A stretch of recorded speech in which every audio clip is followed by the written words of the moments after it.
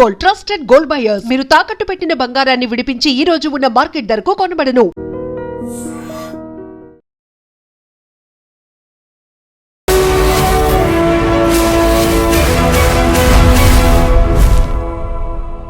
నమస్తే, welcome to I dream social spotlight with Kavitha. Hyderabad అంబర్పేటలో ఒక విషాదం దారుణం చోటు చేసుకుంది. తాము ఏర్పాటు చేసుకున్నటువంటి రెస్టారెంట్ సరిగా పనిచేయట్లేదు, ఆర్థికంగా నష్టాల పాలయ్యామని భావించినటువంటి తండ్రి కొడుకు కలిసి నిద్రిస్తున్నటువంటి తల్లిని చంపారు. ఆ తర్వాత ఇద్దరు ఆత్మహత్య చేసుకున్నారు. యాక్చువల్గా ఇప్పుడు మనం చూస్తున్నటువంటి సంబంధాలన్నీ ఆర్థిక సంబంధాలుగానే మారిపోయాయా? కుటుంబంలో బంధాలకి విలువ లేకుండా పోయిందా? ఆదర్శ కుటుంబం అనేటువంటి పదానికి నిర్వచనాలు కంప్లీట్గా మారిపోతున్నాయా? మనతో పాటుగా ఉన్నారు అడ్వకేట్ పూజారి నాగేశ్వర్ గారు. హలో అండి, నమస్తే. మనం ఎన్ని విషయాలు మాట్లాడుకున్నప్పటికీ ప్రతిరోజు ఒక 4-5 పైలపై కనిపిస్తున్నాయి. ఇప్పుడు ఈరోజు కూడా చూస్తే సూసైడ్స్ ఉన్నాయి, అందులో హత్యలు కనిపిస్తున్నాయి, ఆత్మహత్యలు, ఇవన్నీ కూడా కుటుంబాల పరంగా కనిపిస్తున్నాయి. యాక్చువల్గా కుటుంబాలే ఇంత చిత్రమైపోతుంటే భారతదేశం అనగానే ఆదర్శ కుటుంబాలు అనేవి గుర్తొస్తాయి. వాటికి విలువ కావచ్చు, నిర్వచనం కావచ్చు, అసలు ఏముంది ఇప్పుడు? ఇప్పుడు మీరు చెప్పిన సంఘటన కనుక చూసుకుంటే, ఒక 27 సంవత్సరాల యువకుడు ఒక తల్లిని చంపి మళ్ళీ వాళ్ళిద్దరు ఆత్మహత్య చేసుకున్నారు.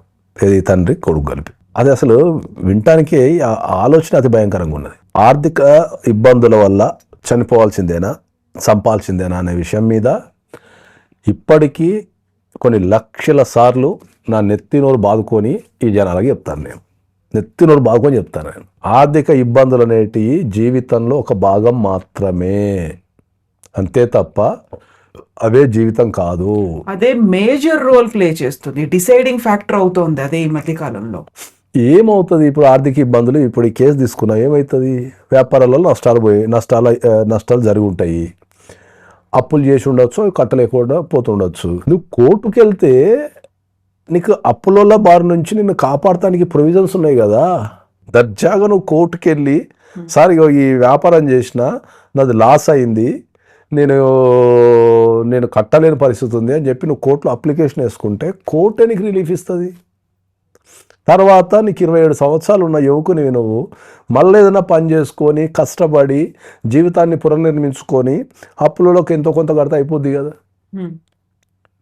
నువ్వు ఈ సమాజానికి అప్పులు చేసి చచ్చిపోవడమో, చంపడమో, పారిపోవడమో చేయటం వల్ల ఈ సమాజానికి మీరు ఏం మెసేజ్ ఇస్తున్నారు? ఆ ఆలోచన ఎందుకు వస్తుంది? అవగాహన లేకుండా వస్తుందా?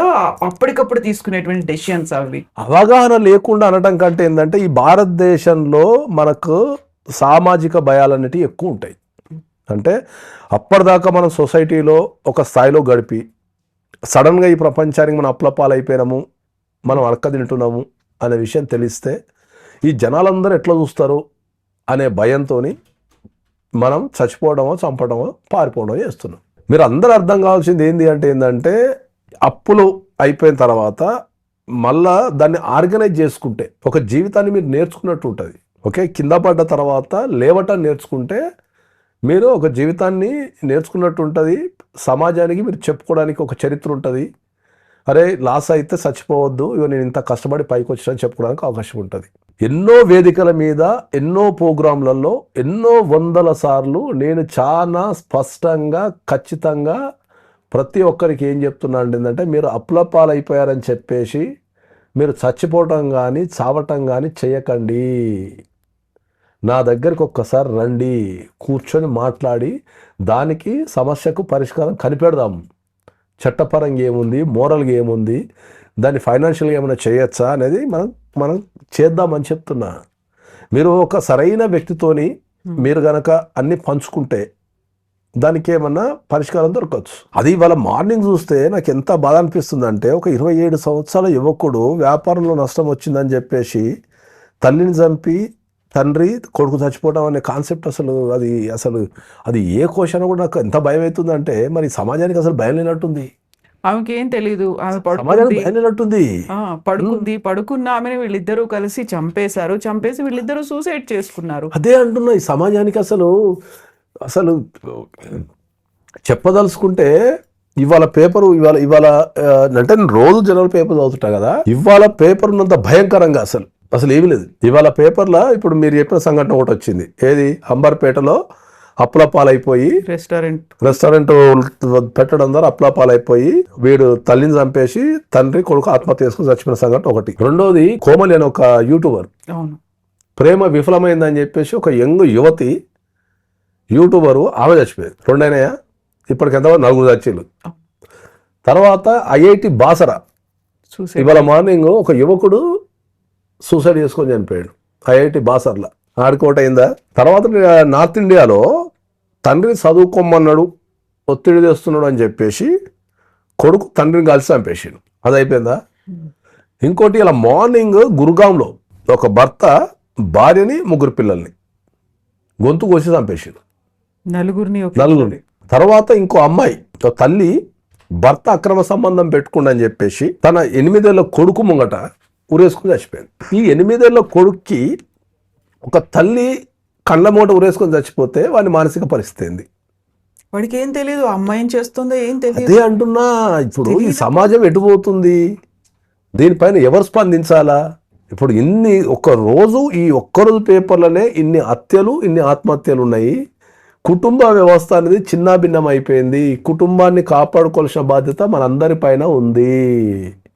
మీ అందరికి అర్థమయ్యే భాషలో చెప్పాలి అంటే ఏంటంటే, బంధాలన్నీ బలహీనం అయిపోయినాయి. కుటుంబంలో ఉన్న బంధాలు మొత్తం బలహీనం అయిపోయినాయి. అది ఎనీ రిలేషన్షిప్ కావచ్చు.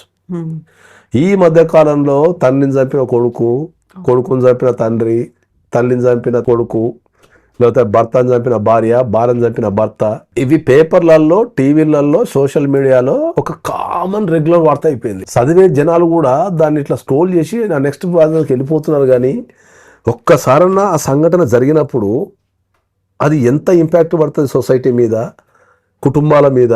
రేపు అటువంటి కుటుంబాల్లో మనం కూడా ఉండొచ్చు కదా అనే భయం కూడా ఎవరికి రావడం లేదు. అది చాలా రెగ్యులర్ థింగ్ అయిందా? రెగ్యులర్ కాదు అసలు ఎవడు పడుచుకుంటారు, దాని కామన్ థింగ్ అయిపోయింది. రెగ్యులర్ ప్రతి కుటుంబంలో ఆత్మహత్య జరుగుతుంది అన్న టైప్లో అయిపోయింది. న్యూ నార్మల్ గా స్పందించడం అనేది అది తగ్గిపోయింది. ఈ కుటుంబం అంటేనే ఒక హత్య ఆరు ఒక ఆత్మహత్య అనే నిర్వచనానికి వచ్చేసినాం మనం. కుటుంబాన్ని నిర్వర్తించే విధానం మారిపోయింది, దాని నిర్వచనం మారిపోయింది. అరే ఎవ్వరు కూడా మీరు మన చుట్టుపక్కల ఏం జరుగుతుందో మనకు తెలియకపోతే రేపు అది మన ఇంటిని కూడా కమ్మలించచ్చు కదా అని చెప్తున్నాను నేను. That's what I'm telling. ఎవరన్నా ఆర్థిక ఇబ్బందులు ఉన్నాయి చచ్చిపోతారా అండి? ఆర్థిక ఇబ్బందులు ఉంటే ఆదుకోవడానికి కోర్టులు ఉన్నాయి, చట్టాలు ఉన్నాయి. కోర్టులలో రకరకాల ప్రొవిజన్స్ ఉన్నాయి. టైం తీసుకునే ప్రయోజనం ఉంది, ఐపీ పెట్టుకునే ప్రయోజనం ఉంది. నేను కట్టలేను సార్, నా దగ్గర లేవు, నన్ను క్షమించండి అని చెప్పి ఐపీ పెట్టుకునే ప్రయోజనం ఉంది. నీకు చట్టమే ఒక వైపు నుంచి నీకు రక్షణ ఇస్తుంటే, ఇప్పుడు నా అప్లపాలు అయిపోతే చచ్చిపోకురా అయ్యా, కోర్టుకు కాపాడుకుంటామని చట్టమే చెప్తుంటే నువ్వు చంపడము చచ్చిపోవడం ఎందుకు చేస్తున్నావు? ఇది ఎంతమందికి అర్థం కావాలా? ఆర్థిక ఇబ్బందులు ఉంటే మీరు ఒక సరైన వ్యక్తితోనే డిస్కషన్ చేయండి. అప్లపాలు అయిపోతే డిస్కషన్ చేయండి. వాళ్ళు ఏదో ఒక రకమైన సొల్యూషన్ ఇస్తారు, ఒక బలాన్ని ఇస్తారు, ఒక ధైర్యాన్ని ఇస్తారు, మీ పక్కన నిలబడతారు, పోరాడతారు. ప్రొటెక్షన్ 100% ఇస్తుంది. నెత్తినోరు బాదుకొని మీకోసం పోరాటానికి వాడు చచ్చిండ్రా అయ్యా, రండి, నేను కాపాడుకుంటా, సావకండి, అందమైన జీవితాన్ని ఖరాబ్ చేసుకోకండి, చిన్న చిన్న పిల్లల్ని చంపటము, లేకపోతే యువకుల్ని యంగ్ జనరేషన్ని చంపడమో చేయకండి అయ్యా. వాళ్ళకు మనం పోరాటాన్ని నేర్పాలా, కింద పడ్డప్పుడు లేవటం నేర్పాలా, ఉరకటం నేర్పాలా. ఇవన్నీ నేర్పకుండా మనము చంపడం చచ్చిపోవడం నేర్పుతూ సమాజం ఎటుపోతుందిరా అయ్యా అని చెప్తే ఎవరికి కూడా పట్టింపు లేదు ఈ దేశాల్లో. ఇప్పటికీ నాకు తెలిసి నేను కొన్ని వేల ఇంటర్వ్యూలు చేసి ఉంటాను నేను. ఏమని?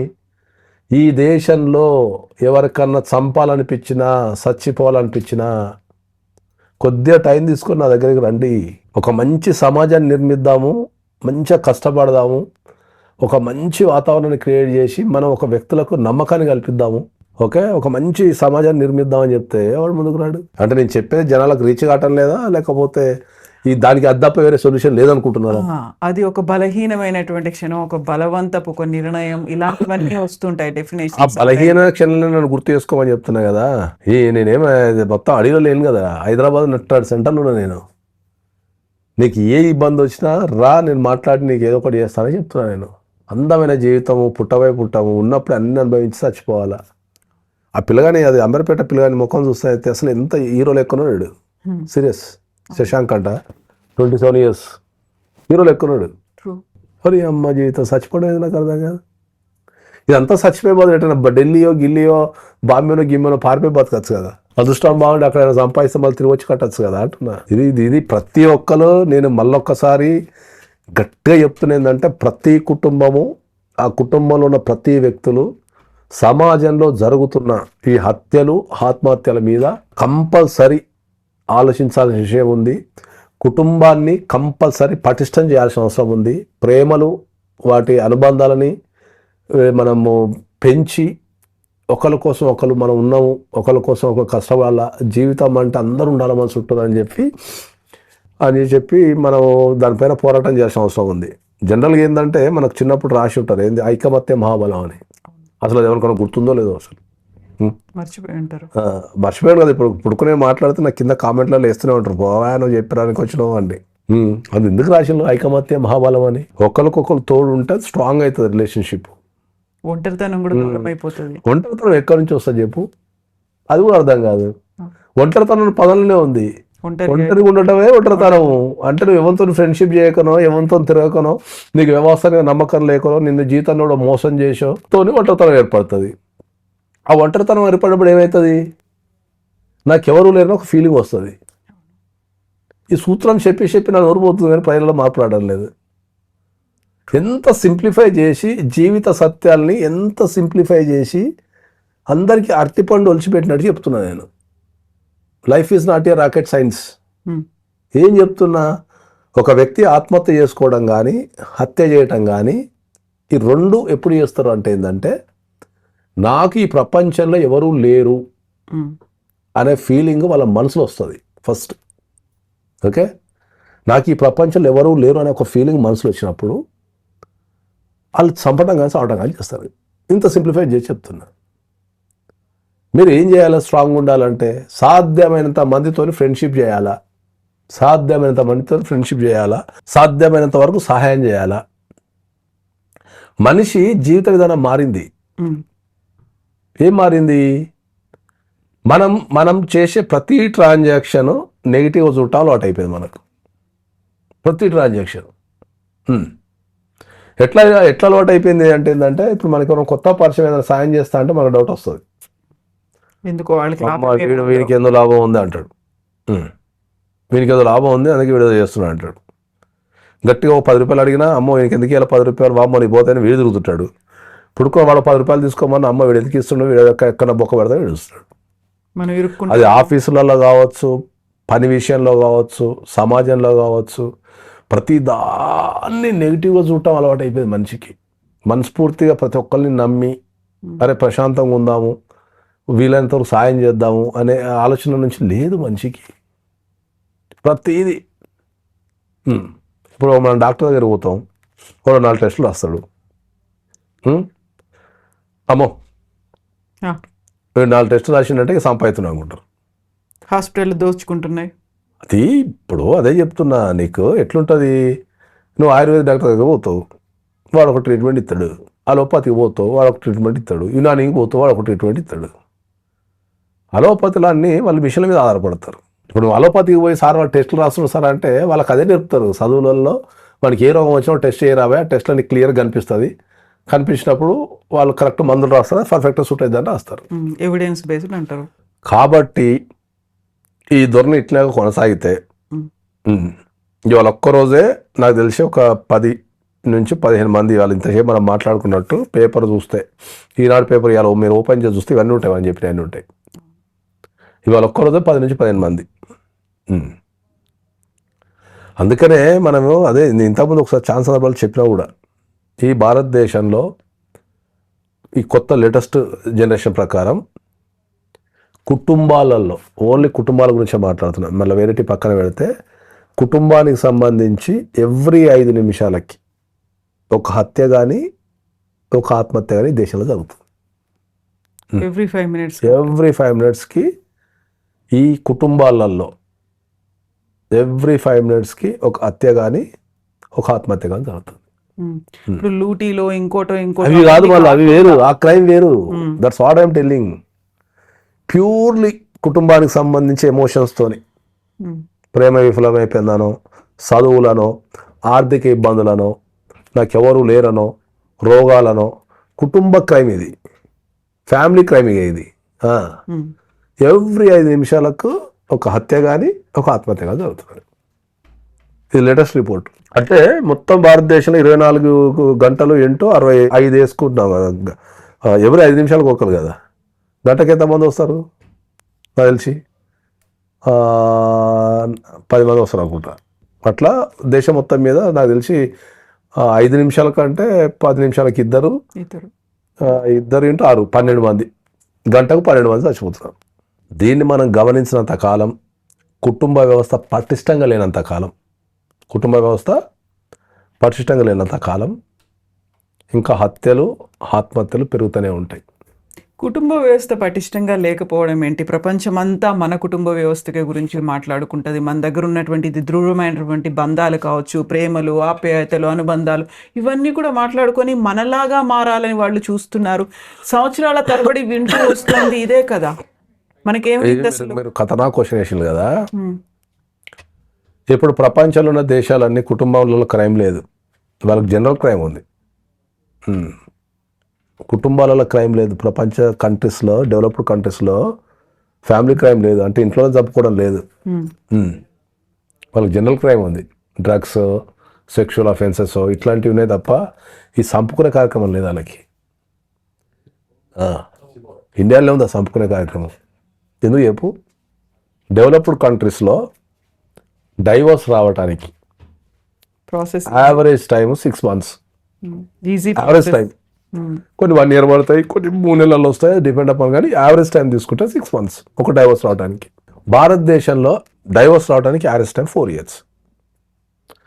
వాళ్ళ లైఫ్లో అత్యధిక టైంలో 4 years వాడు యావరేజ్ టైం అది. ఇక కొన్ని అయితే 10 సంవత్సరాలు నడిచినవి ఉన్నాయి, 15 సంవత్సరాలు నడిచినవి ఉన్నాయి, సుప్రీంకోర్టు దాకా పోరాడి ఉన్నాయి.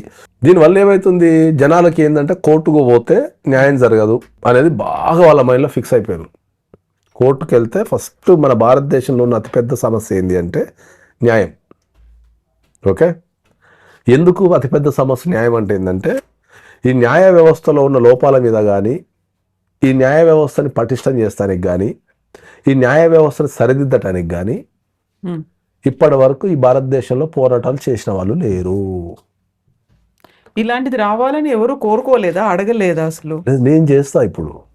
ఎందుకంటే నేను ప్రపంచ దేశాలను తిరుగుతున్నా, ప్రపంచ దేశాలలో ఉన్న న్యాయ వ్యవస్థను అధ్యయనం చేస్తున్నా. కాబట్టి నేను ఖచ్చితంగా ఈ న్యాయ వ్యవస్థ మీద, ఈ న్యాయం ప్రజల మీద నమ్మకం కల్పించడానికి, న్యాయ వ్యవస్థ సత్వరంగా పనిచేయడానికి సంబంధించిన చర్యలన్నీ 100% తీసుకుంటా. అది నా లైఫ్ అంబిషన్. అది ఎందుకంటే ఒక అడ్వకేట్ని ఫారిన్ కంట్రీస్లో, అమెరికాలో అటార్నీ అంటాము, యూకేలో సాలిసిటర్ అంటాము, రకరకాల పేర్లతో పిలుస్తాం కదా. ఆ దేశాలలో ఇవన్నీ టాప్ మోస్ట్ ప్రొఫెషన్. పే కూడా చాలా ఎక్కువ, చాలా పే ఉంటుంది. ఒక అడ్వకేట్ని అక్కడికి వెళ్ళాలన్నా, టచ్ చేయాలన్నా భయపడతారు.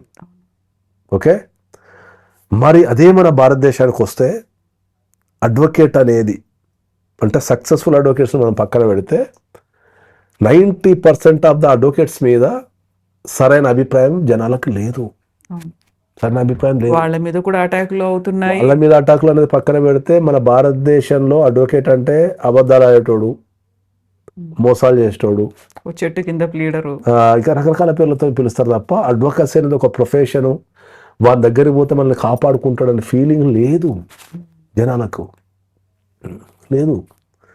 ఎందుకు అంటే ఏంటంటే ఇంతకుముందు చెప్పినట్టు న్యాయ వ్యవస్థలో ఉన్న లోపాల గురించి కానీ, న్యాయ వ్యవస్థలో సరిదిద్దటానికి కానీ, లేకపోతే న్యాయ వ్యవస్థ మీద పోరాటం చేయడానికి కానీ ఎవరు చేయటం లేదు. ఎవరు చెప్పాలి ఈ సమాజానికి న్యాయ వ్యవస్థలో ఏం జరుగుతుంది అనేది? ఎవరు చెప్పాలా? ఎవరో ఒక్కరు ఎప్పుడో ఒకప్పుడు ఈ న్యాయ వ్యవస్థ మీద పోరాటం చేయాల్సిందే. నేను కంపల్సరీ చేస్తా. ఈ ప్రజలకు ఈ న్యాయ వ్యవస్థలో ఏం జరుగుతుందనేది 100% చెప్తా. నేను చెప్పడం స్టార్ట్ చేస్తే ఇక జనాలు తట్టుకోలేరు. 2 రకాలుగా మీరు చేయాలి. వాళ్ళకి కావాల్సినటువంటి అవగాహన కల్పించాలి. ఇక్కడ ఏదైతే లోపం ఏదైతే కనిపిస్తుందో, ఎక్కడైతే డిలేస్ ఉన్నాయో, ఈ ప్రాసెస్ ఏదైతే ఉందో వీటన్నిటి మీద కూడా మళ్ళీ పోరాటం చేయాలి. నేను చెప్తున్నా కదా, ఇప్పుడు నేను అదే చెప్తున్నా. నేను చెప్పాలి అనుకుంటే అడ్వకేట్ల గురించి చెప్పాలి. ఎందుకు చెప్పాలి అడ్వకేట్ల గురించి అంటే ఏంటంటే మొత్తం న్యాయ వ్యవస్థ అనేది ఒక ఒక ఒక డివిజన్ అనుకుంటే దాంట్లో 80% అడ్వకేట్లే ఉంటారు. మిగతా 20% అంతా స్టాఫ్, జడ్జెస్, వీళ్ళు ఉంటారు. సో అత్యధిక భాగం ఎవరిది? అడ్వకేట్లది. ఓకే, మరి న్యాయ వ్యవస్థలో అత్యధిక భాగం అయిన అడ్వకేట్లు మరి న్యాయ వ్యవస్థని కాపాడచ్చు కదా, చేంజ్ చేయొచ్చు కదా, చేయలేరు. ఎందుకు అంటే మీకు ఒక చిన్న ఉదాహరణ చెప్తాను. అందరు ఏమంటారు చెప్పనా, ఇప్పుడు నా మీద ఒక అభిప్రాయం ఉంది అందరికీ. ఏమని ఉన్నది అంటే ఏంటంటే నాగేశ్వరరావు పూజారి కోర్టుకు రాడు అని ఉంటుంది. అవునా? ఒక అభిప్రాయం ఉంది జనాలకు. నేను బహిరంగంగా ఒప్పుకుంటాను, నాగేశ్వరరావు పూజారి కోర్టుకు వెళ్ళాడు అని ఉంటుంది.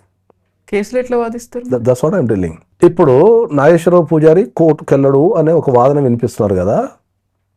అసలు అడ్వకేట్ కోర్టులో ఏం చేస్తాడు? ఇప్పుడు నేను ఒక కొత్త క్లయింట్ని పట్టుకోవాలా, ఏడ పట్టుకుంటా? ట్రాక్, హిస్టరీ ఇవన్నీ చూసి కొత్త క్లయింట్తో మాట్లాడాలి, ఏడ మాట్లాడతా? కోర్టులోనే కదా. కోర్టులో ఎందుకు మాట్లాడతా నేను? ఆఫీస్లో మాట్లాడతారు. మరి ఆఫీస్లో కదా నేను మాట్లాడాల్సింది. క్లయింట్ ఏడికి వస్తాడు? ఒక కొత్త క్లయింట్ ఏడికి వస్తాడు? ఆఫీస్కి వస్తాడు, ఆఫీస్ చూసుకుంటాడు, నా నాలెడ్జ్ చూస్తాడు, నా వ్యవస్థ చూసి నాకు కేసు ఇస్తాడు. ఒక కొత్త క్లయింట్తో నేను ముచ్చబెట్టాలంటే ఏడ పెట్టాలా? ఆఫీస్లో పెట్టాలా? ఆ కొత్త క్లయింట్ నాకు కన్వర్ట్ అయిన తర్వాత ఆ కొత్త క్లయింట్ మీద పని చేయాలంటే ఏడ చేయాలి నేను?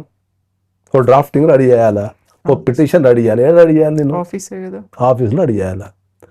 ఆ క్లయింట్కి సంబంధించిన కేసుకు సంబంధించిన వివరాలన్నీ నేను చదవాలా, ఆడేమన్నా ఎవిడెన్స్ తెస్తే వాళ్ళు ఏమైనా ఎవిడెన్స్ తెస్తే నేను చూడాలా, ఎగ్జామిన్ చేయాలి, ఇది పని చేస్తుందా పని చేయదా తేడా చేయాలి నేను. ఒక క్లయింట్ వస్తే నేను ఆఫీస్లోనే మాట్లాడాలా, వాళ్ళ నోట్స్ డ్రాఫ్టింగ్ అంతా ఆఫీస్లోనే తీసుకోవాలా, నేను డ్రాఫ్టింగ్ చేయాలన్నా ఆఫీస్లోనే చేయాలా, నేను కౌంటర్లు కొట్టాలన్నా ఆఫీస్లోనే కొట్టాలా, వాళ్ళకు ఒక చట్టాన్ని వివరించాలా నేను ఆఫీస్లోనే వివరించాలా. ఓకే, మొత్తం ఆఫీస్లోనే పని ఉంటుంది నాకు. కోర్టులో ఏం పని ఉంటుంది? ఫైలింగ్ చేయాలా, కోర్టులో ఒక కేసుని ఫైలింగ్ చేసి నెంబరింగ్ చేయాలా, క్లయింట్లకు నోటీసులు పంపాలా కోర్టు నుంచి. ఓకే, నేను రెడీ చేసిన కౌంటర్లు కోర్టులో వేయాలా, డేట్ తీసుకోవాలా, నెక్స్ట్ ప్రాసెస్ డేట్లు తీసుకోవాలా. ఇవన్నీ తీసుకోవడానికి పూర్వకాలంలో అడ్వకేట్స్ క్లర్క్స్ అని ఒక సిస్టమ్ ఉంది. ఈ పనంతా ఎవరు చేయాలా? క్లర్క్స్ చేయాలి. ఆ పనంతా కోర్టుకి వెళ్ళి అప్లై చేయటము, ఒక పిటిషన్ అప్లై చేయటము, అప్లై చేసి దాన్ని నెంబరింగ్ చేయటము, దానికి సంబంధించిన సర్టిఫైడ్ కాపీస్ తీసుకోవటము, కోర్టులో ఏమన్నా కౌంటర్లు ఇస్తే పట్టుకు రావటము, మనం ఏమైనా కౌంటర్లు అంటే మనం కౌంటర్లు వేయటము, ఇవన్నీ ఎవరు చేయాలా? అడ్వకేట్ క్లర్క్స్ చేయాలి. అంటే అడ్వకేట్ ప్రొఫెషనల్ చదివిన వాళ్ళు కాదు చేయాల్సింది. అడ్వకేట్ క్లర్క్స్ అని ఒక సపరేట్ చట్టం ఉంది. ఆ చట్టానికి సంబంధించిన ఈ వ్యక్తులే చేయాలి దాన్ని. అది అడ్వకేట్ డ్యూటీ కాదు. అది అడ్వకేట్ డ్యూటీ కాదు. అది అడ్వకేట్ అనే వ్యక్తి టెక్నికల్గా చదవాలా. నాకు కోర్టులో 2 పనులు ఉంటాయి. అడ్వకేట్, ప్రొఫెషనల్ అడ్వకేట్కి కోర్టులో 2 పనులు ఉంటాయి. ఏం పనులు ఉంటాయి? ఒకటి ఆర్గ్యుమెంట్ చేయాలా, పోయి మెయిన్ కేసు ఉన్నప్పుడు ఆర్గ్యుమెంట్ చేయాలా. రెండోది క్రాస్ ఎగ్జామినేషన్ చేయాలా. అంతే. అడ్వకేట్ కూడా పనులు 2. మిగతా పని అంతా ఏడ చేయాలా? ఆఫీసులో చేయాలా. మరి అడ్వకేట్లు క్లర్కులు చేయాల్సిన పని అడ్వకేట్లు ఎందుకు చేస్తున్నారు?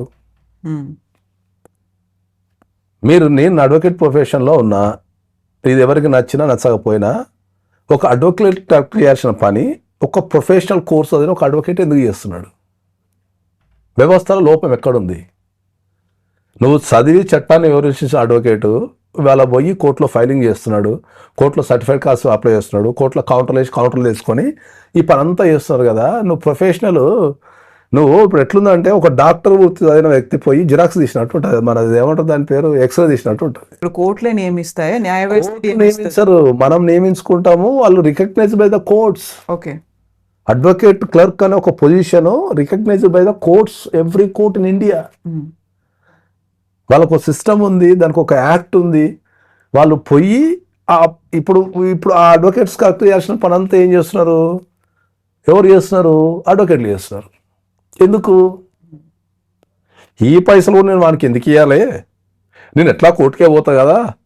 ఓకే, మిగతా పని అంతా నేనే చేసుకుంటా కదా. ఈయన మళ్ళీ వానికి నేను జీతం ఇచ్చి వచ్చే పైసలలో నేను వానికి ఎందుకు పంచాలి, మొత్తం నేనే నాకేస్తా కదా అనే ఉద్దేశంతో ఆ పొజిషన్ని మెల్లమెల్ల ఖతం చేసుకుంటూ వచ్చి అడ్వకేట్ చదవాల్సిన అడ్వకేట్, ఒక ఒక ఎవిడెన్స్ని ఎగ్జామ్ చేసిన అడ్వకేట్, ఆఫీసులో కూర్చొని చేసిన అడ్వకేట్ ఇప్పుడు పోయి కోర్టులలో 90% ఆఫ్ ద అడ్వకేట్స్ ఫైలింగ్లు, కౌంటర్లు వేయటాలు, కౌంటర్ తెచ్చుకోవడాలు, కోర్టుకు వెళ్ళి కట్ చేస్తే సర్టిఫైడ్ కాపీస్ అప్లై చేసుకొని పొద్దున 10:30కి వెళ్ళి 4:30 వరకు కోర్టు నుండి అలసిపోయి ఇంటికి వస్తారు.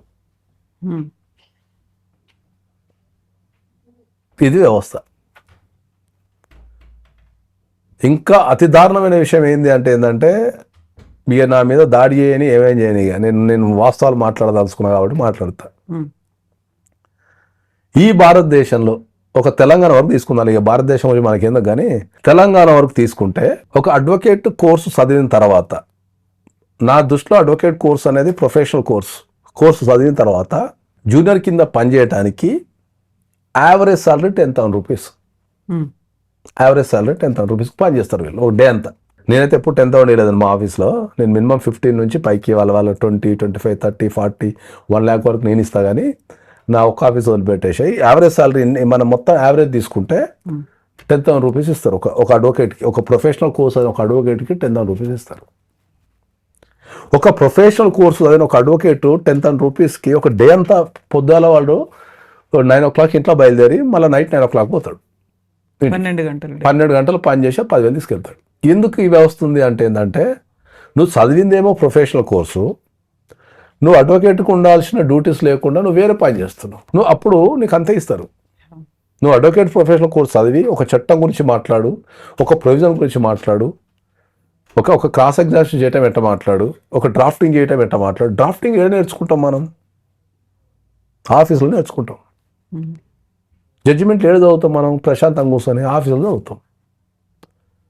ప్రొఫెషనల్ కోర్స్ అయిన మా జూనియర్ అడ్వకేట్లు పొద్దుల 10 o'clock కోర్టులో పోయి సాయంత్రం 5 వరకు వాంతో ముచ్చట వీంతో ముచ్చట, మొత్తం గాసిప్స్ అవి ఇవన్నీ పెట్టుకొని సగం పని చేసి సగం పని చేయక వచ్చి అలసిపోతారు. చాలా మందికి దేశంలో అడ్వకేట్ అంటే కోర్టుకి వెళ్ళి పని చేసినోడే అడ్వకేట్ అనే ఫీలింగ్లో ఉన్నారు. ఒరిజినల్గా అడ్వకేట్ డ్యూటీ 80% ఆఫీస్లో ఉంటుంది, 20% కోర్టులో ఉంటుంది. కోర్టులో పనంతా అడ్వకేట్ క్లర్క్ చేయాలా. అడ్వకేట్ ఏమో ప్రొఫెషనల్గా చదువుకోవటము, సాక్ష్యాలు ఎట్లున్నాయి, అవి ఎట్లున్నాయి, జడ్జిమెంట్లు ఏం చెప్తున్నాయి, కొత్త జడ్జిమెంట్ ఏమొచ్చింది, అప్గ్రేడేషన్ ఏముంది, దాని ప్రొసీడింగ్స్ ఏమున్నాయి, ఈ కేసులో ఓడిపోతే ఏ కేసుకి వెళ్ళాలా, దానికి ఒకవేళ ఇది ఇట్లా జడ్జిమెంట్ వస్తే ఇదంతా నేర్చుకోవాల్సింది ఆఫీసు. సో ఇప్పుడు మీరు సరికొత్తగా ఈ సమాజానికి అడ్వకేట్ ప్రొఫెషన్ ఏంటి, వాళ్ళు చేసే డ్యూటీలు ఏంటి చెప్పాల్సిన అవసరం ఉంది. అడ్వకేట్ వ్యవస్థ గురించి కానీ న్యాయ వ్యవస్థ గురించి కానీ ప్రజలకు చెప్పాల్సిన అవసరం ఉంది. ఎందుకు అంటే తెలంగాణ, భారతదేశం అంటే పోనీ తెలంగాణలో ఏ క్లయింట్ కూడా ఏ అడ్వకేట్తో కూడా సాటిస్ఫై లేడు, ఇంక్లూడింగ్ మీ. ఎందుకంటే నేను ధైర్యంగా ఒప్పుకునే శక్తి నాకు ఉన్నది. నన్ను తిట్టని ఇక ఏమని అనుకునే కానీ ధైర్యంగా ఒప్పుకుంటాను. నాతో సహా ఈ అడ్వకేట్ల మీద ఏ క్లయింట్ కూడా నమ్మకం లేదు. మరి న్యాయ వ్యవస్థ మీద నమ్మకం కలిగించిన బాధ్యత ఎవరికి ఉన్నది? అడ్వకేట్లకి, ప్రతి అడ్వకేట్కి ఉంది. నేనేం చెప్తా, అడ్వకేట్ అంటే నా దృష్టిలో అడ్వకేట్ అంటే నీ దగ్గరికి కష్టంతో వచ్చిన ప్రతి వ్యక్తిని కాపాడుకోవడమే అడ్వకేట్ డ్యూటీ అని చెప్తా. Hook are క్రుక్. నువ్వు కింద పడతావా, మీద పడతావా, ఏం చేస్తావా, XYZ ఏం చేస్తావా సంబంధం లేదు, కానీ నీ దగ్గరకు వచ్చిన క్లయింట్ని నువ్వు కాపాడుకోవాలని అడ్వకేట్. కానీ వాడు సమస్యతో ఒక అడ్వకేట్ దగ్గరకు వస్తే అడ్వకేట్ ఒక సమస్య కూర్చుంటాం వాళ్ళకు.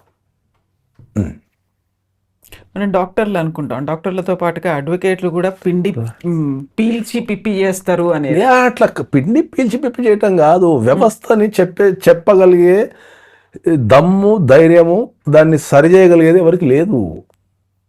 ఇప్పుడు క్లయింట్స్కి ఉండాల్సిన ప్రాబ్లమ్స్ క్లయింట్స్కి ఉన్నాయి, అడ్వకేట్కి ఉండాల్సిన ప్రాబ్లమ్స్ అడ్వకేట్కి ఉన్నాయి. ఈ రెండింటి మీద మాట్లాడటానికి ఎవరు లేరు. అదే నేను చెప్తున్నాను, రెండింటి మీద మాట్లాడటానికి ఎవరు లేరు. ఇప్పుడు ఏమైనా నువ్వు కామన్గా బ్రదర్ చెప్తున్నా కదా, నేషనల్ పూజారు రాడు కోర్టుకి. నేషనల్ పూజారు కోర్టు ఎందుకు వస్తాడు? మొత్తం కేసులో 2 సార్లు ఉంటుంది అపియరెన్స్. మొత్తం కేసులో 2 సార్లు ఉంటుంది అపియరెన్స్. అయితే క్రాస్ ఎగ్జామినేషన్ మెయిన్ ఆర్గ్యుమెంట్స్ అంతే. మిగతా పని అంతా కోర్టులో చేయాలి నేను, మిగతా పని అంతా ఆఫీసులో చేయాలి నేను. ఇది నేర్చుకోవాలి కదా. ఇప్పుడు నేను కోర్టులో తిరుగుతున్నా, నేను పొద్దు నుంచి రాత్రి దాకా కోర్టులో తిరుగుతున్నా అంటే ఏంటంటే దాని అర్థం నేను ఫైలింగ్, నెంబరింగ్, నోటీసులు పంపడం, అది క్లరికల్ వర్క్ చేస్తున్నట్టు. నేను ప్రొఫెషనల్ కోర్స్ చదివినా, నేను క్లరికల్ వర్క్ చేస్తాను రాలా, అడ్వకేట్ క్లర్క్స్ ఉంటుంది చేయాలా. నేను మా ప్రతి జూనియర్కి చెప్తాను, నేను బాబు మీరు ప్రొఫెషనల్ కోర్స్ చదివి అడ్వకేట్ క్లర్క్ పని చేస్తారు, అది కాదు మీరు చేయాల్సింది, చదువుకోండి అంటే లేదు, వాళ్ళకి దాని మీద ఇంట్రెస్ట్ ఉంటుంది, ఆ ఫైలింగ్ మీద వాటి మీద ఇంట్రెస్ట్ ఉంటుంది. వాళ్ళు ప్రొఫెషనల్గా చదువుకొని ఓ చట్టాన్ని చదువుకొని ప్రయోగాలు చేసే దమ్ము ఎవరికి లేదు. క్లయింట్లు కూడా అంతే ఉన్నారు మాకు. క్లయింట్లు కూడా ఎట్లా చేస్తారు, క్లయింట్లు కూడా మీకు కొత్త విషయం ఏముంటుంది అంటే ఏంటంటే డైరెక్ట్ ఒక ₹1,00,000 ఫీజు అంటే ఏడు క్లయింట్ వానికి కట్టాలి వీనికి కట్టాలి అంటే ఇస్తాడు, అడ్వకేట్ మాత్రం ఫీజు ఇయ్యాడు. అడ్వకేట్లే విపరీతంగా సంపాదిస్తారు, గంటకి ఇంత ఉంటుంది వాళ్ళకి, హియరింగ్కి అటెండ్ ఎంతమందికి ఉంది అది? ఇప్పుడు అడ్వకేట్లు విపరీతంగా సంపాదిస్తారు, ఎంతమందికి ఉంది అది? నాకు తెలిసి అడ్వకేట్లలో టాప్ మోస్ట్ పొజిషన్లో మొత్తం ఉన్న అడ్వకేట్లలో ఒక 2 to 3% ఉంటారు. ఒక 2 to 3% టాప్ మోస్ట్. మీరు చెప్పిన గంటకింత, నిమిషానికింత, లేకపోతే అపిరెన్స్కి ఇంత తీసుకొని 2 to 3% ఉంటారు. కొద్దిగా బాగా సంపాదించుకునే వాళ్ళు ఒక 5% ఉంటారు. వాళ్ళ స్కిల్డ్తోని వాడితోని ఒక 5% ఉంటారు. ఇప్పుడు మనం తెలంగాణ రాష్ట్రం తీసుకుందాం. తెలంగాణ రాష్ట్రంలో అతిపెద్ద సిటీ ఏముంది? హైదరాబాద్ పక్కన పెడితే మిగతా సిటీలు ఏమున్నాయి? అక్కడ అడ్వకేట్ డెవలప్ కావడం అంటే ఏంది? ఇప్పుడు ఎక్కడో ఒక ములుగులో ఒక కోర్టు ఉంది, అక్కడ అడ్వకేట్ డెవలప్ కావడం అంటే ఏంది? ఒక స్థాయి కన్నా ఎదగాల, ఏదన్నా కావాలి కదా. వాళ్ళు జీవితాంతం అక్కడనే పని చేస్తారు కదా, అదే కోర్టులో పని చేస్తారు కదా. ఎంతమంది ఒక సుప్రీంకోర్టుకు వచ్చి వాదిస్తారు, ఎంతమంది ఒక హైకోర్టుకు వచ్చి వాదిస్తారు, ఎంతమంది వాదిస్తారు? What is the development? హైదరాబాద్లో కూడా అదే చెప్పినా కదా నీకు, మొత్తం ఒక 30,000 మంది అడ్వకేట్స్ ఉన్నారు అనుకుందాం సపోజ్ భారతదేశంలో, అది మన తెలంగాణలో ఒక 30 నుంచి 40,000 మంది మధ్యలో ఉన్నారు. ఓకే, ఆ 30,000 నుంచి 40,000 మంది మధ్యలో ఆర్థికంగా సెటిల్ అయ్యి కేసులు ఉండి టాప్ మోస్ట్ ఉండి మొత్తం కలిపి 10% కూడా ఉండదు. ఇప్పుడు మీరు చెప్పిన ఇవన్నీ 10% కూడా ఉండదు. మొత్తం 30,000 కేసుల 30,000 మంది నుంచి 40,000 మంది అడ్వకేట్స్ వేసుకున్నా, నువ్వు 40,000 మంది అడ్వకేట్స్ వేసుకున్నా దాంట్లో 10% అంటే 4,000 మంది. 4,000 మంది మీరు అన్నట్టు మీరు అన్నీ లెక్క కట్టేసి ఆర్థికంగా బాగుపడ్డ వాళ్ళంతా కలిపి ఒక 4,000 మంది ఉంటారు రాష్ట్ర వ్యాప్తంగా ఉన్న అడ్వకేట్లు. ఆ సిటీలో ఫేమస్ ఉండి అటుండి ఇటుండి. మరి 4,000 మంది 40,000లో 10%లో 4,000 మంది ఇస్తే మరి 36,000 మంది ఏం చేస్తున్నారు? మరి 36,000 మంది సమాన అవకాశాలే కదా. స్కిల్డ్ లేరు, అడ్వకేట్ ప్రొఫెషన్ మీద అవగాహన లేదు, స్కిల్డ్ లేరు, కాలేజీలు సక్కా లేవు. ఓకే, నేర్చుకోరు, చట్టాన్ని నేర్చుకోరు, అప్డేట్ గారు. ఏముంటుంది ఆ ఊరు? ఇప్పుడు మీరు ఒక చిన్న ఊరు తీసుకుందాం, మనం కరీంనగర్ అనే ఊరు తీసుకుందాం. కరీంనగర్ అడ్వకేట్ ఏం చేస్తాడు? వచ్చిన కేసు తీసుకుంటాడు, పొద్దున కోర్టుకు పోతాడు, దండం పెడతాడు, లేదా ఆర్గ్యుమెంట్ చేస్తాడు, అంతే వచ్చేస్తాడు. నువ్వు మరి ఎప్పుడు కరీంనగర్లో ఉంటావు అని అంటే నువ్వు ఎదగటం అంటే నువ్వు ఒక స్థాయికి ఎదగాలి కదా. అంటే నేను ఎదగటం అంటే ఒక స్థాయికి ఎదగాలి కదా. కరీంనగర్ నుంచి హైదరాబాద్ రావాలి, హైదరాబాద్ నుంచి ఢిల్లీ పోవాలి, ఢిల్లీ నుంచి ఇంకా ఇంటర్నేషనల్ కోర్టుకి వెళ్ళాలి, అది కదా ఎదగటం. అడ్వకేట్ కోర్సు చేసే జనాలలో 50% ఎందుకు చేస్తున్నాం వాళ్ళకి తెలియదు. ఏదో ఉంది కోర్సు చేస్తున్నాం అంటారు అంతే. సో న్యాయ వ్యవస్థ అనేది స్ట్రాంగ్ కావాలంటే కంపల్సరీ అడ్వకేట్ రోల్ చేస్తుంటుంది. ఇక నన్ను తిట్టుకున్నా, ఇక నా మీద దాడి చేసినా, ఇక ఎవరేమనుకున్నా, ఇవన్నీ వాస్తవాలు, ఇవన్నీ జీర్ణం చేసుకోవాల్సినవి. ప్రతి వ్యక్తి ఆలోచించాల్సింది న్యాయ వ్యవస్థలో ఏం జరుగుతుందని ఆలోచించాలి. ఇవన్నీ ఆలోచించకుండా దాడి చేస్తా అంటే వర్కౌట్ కాదు. ఇప్పుడు న్యాయ వ్యవస్థ గురించి అవగాహన కల్పించాలి, సమాజం గురించి చెప్పాలి, న్యాయ వ్యవస్థ సమాజానికి ఎట్లా హెల్ప్ చేస్తుందో చెప్పాలి, ఇండివిజువల్గా ఉన్నటువంటి హక్కులు ఏముంటాయి అవన్నీ కూడా చాలా కాంప్లికేటెడ్ ఇన్ ఇండియా. ఎందుకంటే ప్రజలకు అవగాహన లేదు చట్టాల మీద కానీ. ఓకే, ఎట్లా సిస్టమ్ ఎట్లా వర్క్ అవుతుందనే అవగాహన లేదు. చెప్పాల్సిన అడ్వకేట్లేమో చట్టాలు చెప్తున్నారు తప్ప దాని వెనక బిహైండ్ ద ప్రాసెస్ ఎవడు చెప్తాను లేడు. ఇంకొక బ్యూటిఫుల్ థింగ్ ఏంటి అంటే అడ్వకేట్లు చట్టాన్ని చెప్తారు, అడ్వకేట్స్ అంతా చట్టాన్ని చెప్తారు. ఆ చట్టాన్ని చెప్పడం ఏముంటుంది చెప్పు? నువ్వు 50 రూపాయలు 100 రూపాయలు పెడితే బుక్ వస్తుంది, చదువుకుంటే నీకు కూడా అర్థమవుతుంది. చట్టం ఎవరేం చెప్తారు చదువుకుంటే? దానికి అడ్వకేట్ కావాల్సిన అవసరం ఏం లేదు. కానీ ఆ చట్టం వెనుకున్న సంగతులు చెప్పినట్టు టాప్ మోస్ట్ అడ్వకేట్. సో ఇప్పుడు మీ మీద బోల్డ్ అంత రెస్పాన్సిబిలిటీ ఉంది, ఇవన్నీ కూడా మరి మీరు ఒక్కరు డెఫినెట్లీ చేస్తాను నేను 100%. ఇప్పుడు నాకున్న నాలెడ్జ్ అంతా ఉపయోగించి నేను డెఫినెట్లీ అయితే న్యాయ వ్యవస్థలో మార్పు తేవాల్సిందే. లేకపోతే నెక్స్ట్ జనరేషన్ కష్టం. కుటుంబ వ్యవస్థలో చట్టాలలో 100% మార్పు రావాలా. ఎందుకంటే ప్రజల జీవిత విధానానికి తగ్గట్టు చట్టాలు లేవని 100% చెప్తాను నేను. ఓకే, ఎందుకు అంటే ఏంటంటే వారి జీవితం మొత్తం న్యాయం కోసం పోరాటం సరిపోతుంది. ఏదన్నా అన్యాయం జరిగితే కోర్టుకు వస్తారా అంటే నీకు కోర్టులో న్యాయం జరగకపోతే ఎడికి పోతుంది ఇంకా. ఓకే, అట్లనే నేను ఏం చెప్తున్నా ఏంటంటే ఇంతకుముందు చెప్పినట్టు అడ్వకేట్ అనేటోడు చట్టాలు అనేది ఎవరైనా చెప్తారు, చట్టాల వెనుకున్న విషయాన్ని చెప్పేటోడు అడ్వకేట్ అంటే నేను. చట్టంలో పుస్తకం కొనుక్కున్నా దొరుకుతుంది, పుస్తకంలో చదివి అది చెప్పొచ్చు నా పక్కన. కానీ ఆ చట్టం ఎందుకు చేసిందో దాని వెనుక స్టోరీ ఏముందనే చెప్పొచ్చు మీరు ఈజీగా. ఎందుకంటే ఇప్పుడు మీకు అర్థమయ్యే భాషలో ఏం చెప్తాను నేను, పెళ్ళైన 1 year వరకు డైవర్స్ అయ్యొద్దు అనేది చట్టం చెప్తుంది. పెళ్ళైనా 1 year వరకు డైవర్స్ వేసుకోనికి లేదు అని చట్టం చెప్తుంది. కానీ దానికి ఎగ్జామ్షన్ ఉంటుంది. పెళ్ళైన గంట కూడా డైవర్స్ వేసుకోవచ్చు ఎగ్జామ్షన్ ఉంటుంది. ఆ ప్రత్యేక పరిస్థితులు ఉంటాయి. మొదటిది అందరూ చెప్తారు, కానీ రెండోది చెప్పాలా. దీనికి 2 అంశాలు ఉంటాయి. పెళ్ళైన 1 year వరకు డైవర్స్ ఎందుకు వేయద్దు అని ఒక అంశం. ఎందుకు వేయద్దు? మేబీ వాళ్ళు అదే అంటున్నా, ప్యాచప్ కాదు. ఇద్దరు వ్యక్తులు రకరకాల పరిస్థితుల్లో పెరిగి ఒక ఇంటి కింద నివసించడానికి ట్రై చేస్తుంటారు. వీళ్ళ గుణాలు, వీళ్ళ అలవాట్లు, అభిరుచులు, వీళ్ళ వృత్తులు ఇవన్నీ రకరకాలు ఉంటాయి. కాబట్టి ఒకరు అర్థం చేసుకొని వీళ్ళు ప్యాచప్ కావడానికి టైం పడుతుంది. కాబట్టి ఎట్టి పరిస్థితులలో పెళ్ళైన 1 year వరకు ఎవరు అప్లై చేసుకోనికి లేదు అనేది ఒక సిస్టమ్. అది చెప్పగానే ఏమైందంటే నీ 1 year వరకు చేసుకోనికి లేదు కదా అని చెప్పేసి ఆ 1 year వరకు వెయిట్ చేస్తూ కలిసిపోయే అవకాశాలు ఉంటాయి అనేది పాయింట్. అది ఫస్ట్ పాయింట్. తర్వాత పెళ్ళైన 1 year వరకు ఆగాల్సిన అవసరం లేదు, పెళ్ళైన గంట కూడా వేసుకోవచ్చు అని 2వ పాయింట్. మీరు ఇంతకుముందు ఉన్నట్టు ప్రత్యేక పరిస్థితులు. పెళ్లి చేసుకున్న గంటకే ఆ అమ్మాయి ప్రెగ్నెన్సీ అని తెలుస్తుంది, లేకపోతే ఇలిసిట్ రిలేషన్ ఉండని తెలవచ్చు, అమ్మకు రోగాలు ఉండొచ్చు, అబ్బాయికి రోగాలు ఉండొచ్చు, అబ్బాయి మోసగాడు కావచ్చు, అబ్బాయి నేరస్తుడు కావచ్చు, రకరకాల కారణాలు ఉంటాయి. అంటే పెళ్ళైన గంటకే మనకు తెలిసిపోద్ది ఏంటంటే వీంతో జీవితాంతం కలిసి నివసించలేవని. అటువంటి ప్రత్యేక పరిస్థితులలో వెళ్ళి నువ్వు కోర్టులో మళ్ళీ అప్లై చేసుకోవచ్చు, అయ్యా నిన్ననే పెళ్ళైంది నాకు డైవర్స్ ఇచ్చా అని చెప్పేసి. ఇది వ్యవస్థ మొత్తం కరెక్ట్. వీరికి ఎవరు వాదన వాళ్ళు తీసుకొని పెళ్ళైన 1 year వరకు డైవర్స్ చేయడానికి లేదు చెప్తుంటారు. అట్లా నీకు చాలా చట్టం గురించి చెప్పాలంటే ఏంటంటే చాలా ఉంటాయి. లిమిటేషన్ యాక్ట్ ఉంటుంది, అంటే ఏ పని ఎంతలో లిమిటేషన్లో చేయాలనేది ఒక యాక్ట్ ఉంటుంది. Expiry date. ఇప్పుడు ఒక ప్రామిసరీ నోట్ తీసుకున్నాం, లిమిటేషన్ ఏంది? ప్రామిసరీ నోట్ డేట్ నుంచి 3 years లోపల కేసు వేయాలి, అది లిమిటేషన్. 3 years దాటితే పని చేయదు, ఇది స్టోరీ. కానీ 4 years కూడా వేసుకోవచ్చు. అక్కడ కూడా ప్రత్యేక పరిస్థితి, మళ్ళీ ప్రత్యేక పరిస్థితులు ఉంటాయి. ఇంట్లో చచ్చిపోయి ఉండొచ్చు, నీ ఖాళీలు ఉండొచ్చు, నీ జాబ్ పోయి ఉండొచ్చు, ఫారిన్లో ఉండొచ్చు, అంత మాత్రం ఏదో నీ రైట్ టైం పోదు. అది చూపించాలి, అది చూపించాలి అంతే. సడన్గా నువ్వు అమెరికా వెళ్ళిపోతావు, గుర్తుండదు, ఆడు ఉంటావు, వేసుకోలేవు, తర్వాత వస్తావు, లేకపోతే ఖాళీలు ఉండొచ్చు, మానసిక పరిస్థితి బాగాలేక ఉండొచ్చు, కుటుంబంలో ఏదైనా జరిగి ఉండొచ్చు, ఇవి ప్రత్యేక పరిస్థితులు. అట్లా చట్టం గురించి చెప్పదలుచుకుంటే చాలా విషయాలు ఉంటాయి. ప్రతిదానికి ఇక 3 సంవత్సరాల పని చేయదని చెప్పేసి 3 సంవత్సరాలు కానీ పని చేయదని చెప్పి తిరుగుతుంటారు.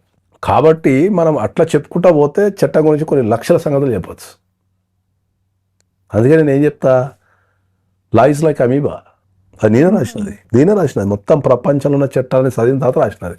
చట్టానికి రూపం లేదు. చట్టం అనేది వ్యక్తిని బట్టి, ప్రాంతాన్ని బట్టి, పరిస్థితిని బట్టి, జడ్జిని బట్టి, ఆలోచనను బట్టి గంటకు చేంజ్ అవుతుంది. గంటకు చేంజ్ అవుతుంది. ఆ గంట పట్టుకున్నాడే గొప్ప. అంత ఫ్లెక్సిబిలిటీ ఉంది అని అర్థం చేసుకొని, రిజిడ్ ఉంటే కష్టం చట్టము. రిజిడ్ ఉంటే అసలు చట్టం అసలు ఉండదు, అందరూ చచ్చిపోడే. ఇది ఇట్లనే జరగాలని రిజిడ్ ఉంటే ఒక హత్య జరుగుతుంది, సెల్ఫ్ డిఫెన్స్ అని రాసిన దాంట్లో. ఇప్పుడు హత్య జరిగింది, నేను ఉరేస్తా అంటే మరి హత్య ఎందుకు జరిగింది అనేది కనుక్కోవాలి కదా. వాడిని నేను చంపే క్రమంలో చంపినామేమో వాడిని, అప్పుడు నేను వదిలిపెట్టేస్తారు.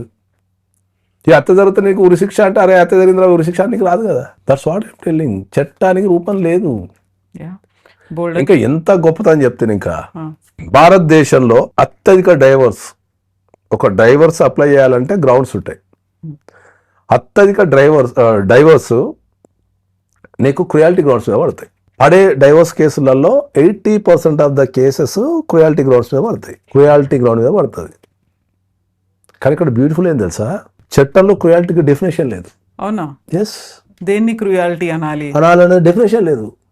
చెప్పి క్రుయాలిటీని మనం ఎట్లా, నీకు ఏదైతే నువ్వు డైవర్స్ చట్టాలు చదువుతున్నావో ఏ డైవర్స్ చట్టాల్లో కూడా క్రుయాలిటీకి డెఫినేషన్ లేదు. క్రుయాలిటీ అంటే డెఫినేషనే లేదు. నువ్వు క్రుయాలిటీ మీద అత్యధిక కేసులు వేస్తావు, క్రుయాలిటీ మీద తెల్లవారు వాదిస్తుంటావు. క్రుయాలిటీకి రూపమే లేదు. రెగ్యులర్ గా నార్మల్ ఇది చట్టం. క్రుయాలిటీకి డెఫినేషన్ లేదు. సుప్రీంకోర్టు కొన్ని మార్గదర్శకాలు ఇచ్చింది, దేని క్రుయాలిటీ అంటారు, దేని క్రుయాలిటీ అంటారు అని క్లారిటీ ఇచ్చింది తప్ప there is no definition the cruelty. ఇది చట్టం. ఇక్కడ ఎంత జోక్ అంటే, నువ్వు ఏదైతే భారతదేశంలో అత్యధికంగా 80% of the cases cruelty ground మీద వేస్తున్నావో ఆ క్రుయాలిటీకే చట్టంలో డెఫినేషన్ లేకుండా నువ్వు వాదిస్తున్నావు తెల్లవారులు. ఎందుకు? క్రుయాలిటీకి మీనింగే లేదు. Cruelty in the form of anything. ఇద్దరు పెళ్లి చేసుకుంటారు, ఒక మొహభావం ఎప్పుడు మొహభావంగా ఉంటుంది, అస్సలు మాట్లాడదు, కమ్యూనికేషన్ చేయదు, ఆమె గుణమే అంత, అది క్రుయాలిటీయే.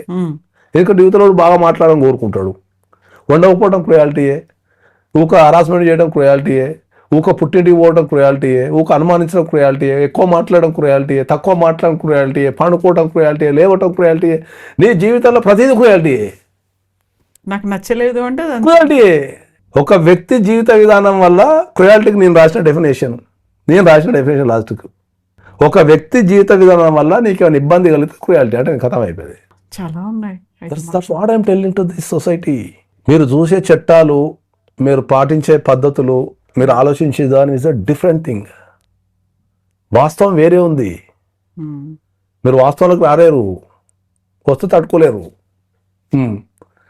నాడంటూ మాట్లాడితే తట్టుకోలేరు మీరు.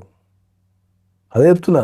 నేను గనక ఈ చట్టాల మీద కానీ, ఈ వ్యవస్థ మీద కానీ, అసలు ప్రాసెస్ మీద కానీ, అసలు న్యాయ వ్యవస్థలో ఏం జరుగుతుందో కానీ మాట్లాడితే ఎవరిది కూడా తట్టుకోలేడు. నేను ఛాలెంజ్ కాసి రాసి సంతకం పెట్టి ఇస్తా. ఇట్లాంటి ఉదాహరణలు నేను కొన్ని లక్షలు చెప్తా నేను. ఎందుకంటే చేసి చేసి చేసి చేసి పండిపోయి ఈ ఇండియా సరిపోక అమెరికా అండ్ యూకే అండ్ దుబాయ్లో కూడా చేస్తున్నాం. ఇంకా అక్కడ ఉన్నాయా డెఫినేషన్స్ ఇవన్నీ? అక్కడ చాలా నీట్గా ఉంటాయి చట్టాలు. అక్కడ ఎందుకు సత్వర న్యాయం దొరుకుతుంది, ఎందుకు తొందరగా డైవర్స్ వస్తుంది, అదే చెప్తున్నా. అక్కడ చాలా స్పష్టంగా చాలా క్లియర్గా ఉంటాయి. మ్యాట్రిమోనియల్ చట్టాలు అంత క్లారిటీ అసలు ఎంత బ్యూటిఫుల్ ఉంటుందో తెలుసా. మ్యాట్రిమోనియల్ చట్టాలు అక్కడ క్లారిటీ. నేను నా పర్సనల్ అభిప్రాయం చెప్తాను. పర్సనల్ అభిప్రాయం మాత్రమే ఇది. ఎవరికి కాదు, అడ్వకేట్ గా అయినా ఏదైనా నా పర్సనల్ అభిప్రాయం మాత్రమే. దీన్ని ఎవరిని తప్పు పట్టడం లేదు, ఎవరికి ఆపాదించడం లేదు. కుటుంబ వ్యవస్థలో, పెళ్ళైన వ్యవస్థలో క్రైమ్ పెరగటానికి ప్రధాన కారణము చట్టాల మీద అవగాహన లేకపోవటము, కోర్టుకు పోతే న్యాయం జరగదనుకోవటము. ఓకే, లేట్ అయిపోతుంది, న్యాయం జరగదన్నది ఒకటి ఉంది, పోతే సంవత్సరాలు పడుతుంది, కాలయాపన అవుతుంది, ఇదంతా ఎందుకని చెప్పేసి అయిపోతుంది కథ. అప్పటికప్పుడు ఇన్స్టెంట్ గా నాకు వచ్చేసింది ఒక సొల్యూషన్ వచ్చేసింది. అదే చెప్తున్నా. పిల్లలకి అక్కడ పిల్లలు ఉంటారు అనుకో, చైల్డ్ కస్టడీ కేసుల మీద డ్యూయల్ పేరెంటింగ్ లేదు ఇండియాలో. అవును. పిల్లలు అనే వ్యక్తులు ఇద్దరి ఆస్తి, తల్లి ఆస్తి, తండ్రి ఆస్తి, ఇద్దరి ప్రేమ ఉంటేనే పిల్లలు సక్రమంగా పెరుగుతారు. So irrespective of their personal lifes, అంటే వీళ్ళిద్దరు విడిపోయినా ఏం చేసినా పిల్లల విషయంలో డ్యూయల్ పేరెంటింగ్ చేయాలి. డ్యూయల్ కస్టడీ, డ్యూయల్ పేరెంటింగ్ అంటారు. ఫారెన్లో చాలా పర్ఫెక్ట్ ఉంది. మీరు ఏదైనా కొట్టుకొని సావండి, కానీ పిల్లల దగ్గరకు వచ్చాక మాత్రం డ్యూయల్ పేరెంటింగ్, డ్యూయల్ కస్టడీ ఉంటుందని చెప్తారు. ఇండియాలో డ్యూయల్ పేరెంటింగ్, డ్యూయల్ కస్టడీ లేదు. మదర్ దగ్గర ఉంటే మదరే ఆక్యుపై చేసుకుంటుంది, ఫాదర్ని నాటలోడు. వీడు కోర్టుకు పోయి చూస్తానికి తెల్లవార్లు ఫైటింగ్ చేస్తుంటాడు, గంట సేపు చూస్తానికి. ఆ గంట సేపు చూసే క్రమంలో తల్లి రోజు వానికి మీ అయ్యే తెలుసా, మీ అయ్యే తెలుసా, మీ అయ్య ఏం చేస్తాడో తెలుసా, మీ అయ్య ఏం చేస్తాడో తెలుసా, మీ అయ్య ఎంత చండాలుడు తెలుసా, మీ అమ్మని ఎట్లా కొట్టింది తెలుసా, మీ అమ్మకి పైసలు లేదని తెల్లవారులు విషయం ఎక్కిస్తారు. ఒకవేళ కర్మగారి కొన్ని సందర్భాలలో ఫాదర్ దగ్గర ఉండిపోతారు పిల్లలు, మదర్ వెళ్ళిపోతుంది ఒక కుప్ప మీద, వీడు మదర్ బై కస్టడీ చేసుకుంటుంది. ఓకే, మదర్ బై కస్టడీ చేసుకుంటే ఫాదర్ ఏం చేస్తాడు? ఇక రియల్ వాడు పిల్లలని, భారతదేశంలో పిల్లలను చూడటానికి విడిపోయిన తల్లిదండ్రులు కస్టడీ చేసుకొని విజిటింగ్ రైట్స్ కోసము రక్త రక్తాలు కారుతున్నాయి, ఒక్కొక్కరికి రక్తాలు కారుతున్నాయి. ఇది కనుక తప్పు అంటే చెప్పండి, నేను మొత్తం న్యాయ వ్యవస్థలు పెడు మొత్తం అడ్వకేట్ కింద రిజైన్ చేసి వెళ్ళిపోతాను. భారతదేశానికి ఎదగాల్సిన పిల్లలు, ఇద్దరు తల్లిదండ్రుల సంరక్షణ బాగుపడాల్సిన పిల్లలు, స్కూల్కి వెళ్ళి ఆడుకోవాల్సిన పిల్లలు ఇవాళ మెయింటెనెన్స్ కోసమో లేకపోతే విజిటింగ్ రైట్స్ కోసమో తల్లిదండ్రులను ఆడుకోవటం కోసమో ఎక్స్ప్లాయిట్ అయిపోయి వాళ్ళ మనసులలో విషబీజాలు నాటి వాళ్ళని ఈ దేశానికి ప్రమాదకరంగా తయారు చేస్తున్న విషయం ఎవరికి చెప్పాలి నేను. డ్యూయల్ పేరెంటింగ్ అనే వ్యవస్థ, డ్యూయల్ విజిటింగ్ రైట్స్ కానీ, డ్యూయల్ పేరెంటింగ్ కానీ, డ్యూయల్ కస్టడీ కానీ ఇస్తే ఫారిన్ కంట్రీస్లో 3 days అక్కడ, 3 days అక్కడ, 1 day అక్కడ ఉంటారు, కథం అయిపోయి. ఖర్చులు సరిసగం పెట్టుకోండి అంటారు, కథం అయిపోతుంది. మదర్ వర్కింగ్ లేదనుకుంటే ఫాదర్ పెట్టమంటారు, ఫాదర్ వర్కింగ్ లేదు మదర్ పెట్టమంటారు, చాలా స్పష్టంగా నిర్వచించబడి ఉంటాయి. సో ఆ చట్టం అట్లా రాయటంతో ఏమవుతుంది అంటే ఏంటంటే డ్యూయల్ పేరెంటింగ్ ఉంది, చట్టంలో డ్యూయల్ పేరెంటింగ్ రాసినాము, దాంతో డ్యూయల్ కస్టడీ రాసిన వల్ల ఏమవుతుంది అంటే ఏంటంటే ఆ కస్టడీ వచ్చినప్పుడు పేరెంట్స్ ఆలోచిస్తారు, ఓహో డ్యూయల్ పేరెంటింగ్ ఉంది కాబట్టి ఫాదర్ కూడా వచ్చి యాక్సెస్ చేస్తాడు అనే ఉద్దేశంతో వీళ్ళు ఈ బ్యాడ్ చెప్పరు. ఇక ఏమన్నా రైట్ కదా, డ్యూయల్ పేరెంటింగ్ అనేది రైట్ కదా అని ఆలోచన వచ్చినప్పుడు చెప్పనీకి లేదు, ఎందుకంటే వాడిని కాదనిలేం కదా. That is the problem. Domestic violence case 6 నెలల్లో పూర్తి చేయాలని చట్టంలో రాసి ఉంటుంది. నాకు తెలిసి నా మొత్తం ఎంటైర్ లైఫ్లో కానీ న్యాయ వ్యవస్థలో కానీ నా మొత్తం కెరీర్లో కావచ్చు, లేకపోతే మొత్తం న్యాయ వ్యవస్థలో డొమెస్టిక్ వైలెన్స్ పుట్టిన కాచి ఇప్పటి వరకు 6 నెలల కంప్లీట్ ట్రయల్ జరిగి జడ్జిమెంట్ వచ్చిన కేసు లేదు. మొత్తం న్యాయ వ్యవస్థలో పర్ఫెక్ట్గా ట్రయల్ చేసి చివరిదాకా జడ్జిమెంట్ కనుక ఎవరైనా 6 నెలల్లో తెచ్చి నాకు ఇస్తే, కోర్టులో జరగాల్సిన ప్రొసీడింగ్స్ అని జరిగి జడ్జిమెంట్ కనుక 6 monthsలో ఎవరైనా తెచ్చి నాకు ఇస్తే నేను కోర్టు వెళ్తాను. Open challenge to enter India. చట్టంలో 6 నెలల్లో కేసు క్లోజ్ కావాలంటారు, ట్రయలే కాదు. అన్లెస్ అంటే కాంప్రమైజ్ అయితే అది లెక్కకు రాదు. వాళ్ళిద్దరు వేసుకొని తర్వాత ఎందుకులే పంచాయతీ విడ్రా వేసుకొని వెళ్ళిపోదాం అంటే అది వేరే విషయం. కానీ 6 monthsలో కేసు క్లోజ్ కావాల్సిన దాన్ని ఎవరైనా మొత్తం కంప్లీట్ ట్రయల్ చేసి ఒక జడ్జిమెంట్ రాదు. డైవర్స్ 1 year రాస్తారు. డైవర్స్ 1 yearకి అవుతుంది. 1 yearలో క్లోజ్ చేయమని రాసిండ్రు చట్టంలో. ఒక్కసారి ఈ వీడియో చేసేటోళ్ళు ఎవరైనా సరే వాళ్ళ జీవితాలలో వాళ్ళకి తెలిసిన వాళ్ళది కానీ వాళ్ళది కానీ ఎవరికన్నా కంప్లీట్ ప్రొసీడింగ్ జరిగి 1 yearలో ఎవరికన్నా డైవర్స్ క్లోజ్ అయిందా, ఇవన్నీ ఎవరు చెప్పాలా? సో చట్టం అందరు చెప్తున్నారు. చట్టం ఎప్పుడైనా క్లయింట్స్ గుర్తుపెట్టుకోవాల్సి చెప్తానండి, ఒక కేసు విజయం సాధించాలి అంటే చట్టం కాదు తెలుసుకోవాల్సింది, ప్రాసెస్ తెలుసుకోవాలి. చట్టందే ఉంది, పుస్తకం కొంటే ఎక్కడైనా దొరుకుతుంది, ప్రాసెస్ ఎక్కడ చెప్పాలి. నువ్వు ప్రాసెస్ కనుక పర్ఫెక్ట్ ఫాలో అయితే డిఫాల్ట్గా న్యాయం జరుగుతుంది. మనం ప్రాసెస్ ఫాలో కాం, మనం చట్టం ఫాలో అవుతుంటాం. సార్ చట్టంలో అట్లా జరిగింది కదా సార్ అంటాడు. సో మీ మీద బోల్డ్ అంత బాధ్యత ఉంది, ఇప్పుడు రెస్పాన్సిబిలిటీస్ అనేది మీరు చాలా తీసుకోవాల్సిన అవసరం ఉంది. చెయ్యాలా, కంపల్సరీ. నేను చేస్తా కూడా. ఎందుకు అంటే ఏంటంటే నాకు ఎక్స్పైరీ డేట్ దగ్గరలో ఉంది. Already I'm 50. ఇంకా యాక్టివ్గా నా ఈ మెడిసిన్ ఇంకా 15 సంవత్సరాలు పనిచేస్తుంది. So before expiry date then I need to fight, I need to teach. వ్యక్తుల్ని గెలిపించుకోవాల్సిన బాధ్యత, సమాజాన్ని గెలిపించాల్సిన బాధ్యత, ఈ ప్రజలకు చట్టాలను చెప్పాల్సిన బాధ్యత, న్యాయ వ్యవస్థలో జరుగుతున్న లోపాలు చెప్పాల్సిన బాధ్యత. ఇక్కడ నేనేమి అందరి లెక్క బాండ్ పేపర్ రాసుకొని రాలా, ఎవరు రాసుకొని రాలేదు, అందరూ అట్లా ఫీల్ అవుతున్నారు. మరి లేదు కదా, లేనప్పుడు ఇన్ని సమస్యలు ఎందుకు ఈ దేశంలో అంటున్నా. ఒకటే ఇంట్లో మనం పుడతాము, ఒకటే కడుపులో పుడతాము, అందరికీ ఎక్స్పైరీ డేట్ ఉన్నప్పుడు అందరం పోవాల్సిన వాళ్ళే కదా అని చెప్పి ఉన్న కాలం ప్రశాంతంగా ఉండొచ్చు కదా అంటున్నా నేను. పోయేటప్పుడు ఇప్పుడు ఒక అక్క ఒక చెల్లు ఉంది, లేకపోతే అన్నదమ్ములు ఉన్నారు, తల్లి కొడుకులు ఉన్నారు, తండ్రి కొడుకులు ఉన్నారు, అంతా ఒకటే అయినప్పుడు ₹1 అటు ఇటు చేసుకొని ప్రశాంతంగా ఒక ఇంటికి కొన్ని తిని బతకచ్చు కదా అంటున్నా. పోయేటప్పుడు ఏం తీసుకొని పోతావు నువ్వు? నాకు 100 కోట్ల ఆస్తుంది, 200 కోట్ల ఆస్తుంది, పోయేటప్పుడు నేను ఏం తీసుకొని పోతాను నేను? ట్రూ. సో ఇదేం కంక్లూడింగ్ పాయింట్ కాదు, ఇదే main point. That's what I'm telling. అందరికి అదే చెప్తున్నా నేను. ప్రతి జీవితానికి ఒక ఎక్స్పైరీ డేట్ ఉంది. మళ్ళీ పుట్టబోయి ఈ దేశం మీద పుట్టము, ఈ భూమి మీద పుట్టము, మళ్ళీ మానవ జీవితం లేదు. ఉన్నప్పుడు ఒక మంచి 4 జ్ఞాపకాలు, ఒక మంచి 4 వ్యక్తుల్ని మనం నలుగురికి సాయం చేసి వాళ్ళతో ఒక మంచి అనుభూతులు చేసుకొని గుండెల నిండా ఇట్లా పడుకొని చచ్చిపోతే అది జీవితం అంట నేను. మోసాలు చేసి అబద్ధాలు ఆడి చిరాకు పెట్టి ఇంట్లో చిరాకు పెట్టి బయట చిరాకు పెట్టి తెల్లవార్ల ఫైటింగ్ చేసి ఏం ఎత్తకపోతావు అయ్యా అంటున్నా నేను. So true. నేను అందరికి అదే చెప్తున్నా. నేను డబ్బు లేని జీవితాన్ని చూసిన, ఇవాళ బ్యాంకుల నిండా పైసలు వేసుకొని ప్రపంచాన్ని తిరుగుతూ కూడా చూస్తున్నా. నేనేమనుకున్నా, నేను కూడా డబ్బు ఉంటే అన్నీ వస్తాయి అనుకున్నా. నేను డబ్బు ఉంటే అన్నీ వస్తాయి అనుకున్నా. నేను డబ్బు వచ్చిన తర్వాత అర్థం ఏంటంటే డబ్బుతో ఎదురాని అర్థమవుతుంది. ఏం ఉండదు. డబ్బు ఉంటే నువ్వు సౌకర్యంగా బతకగలుగుతావు అంతే. సౌకర్యంగా బతకగలుగుతావు అంతే తప్ప ఏం రాదు నీకు.